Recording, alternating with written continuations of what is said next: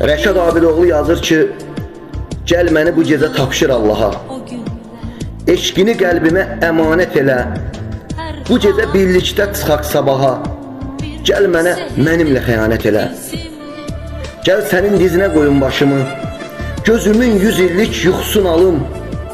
Gəl sənin qaradan qara telini qoxlayıb xoşbəxtlik qoxusun alım. Gəl səni aparım öz pəncərəmə. Mənim pəncərəmin ayı başqadır. Gəl sevgi ətirli çay verim sənə.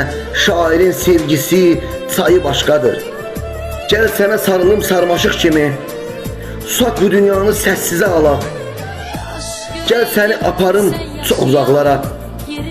Orada illər boyu üz-üzə qalaq. Orada illər boyu üz-üzə qalaq.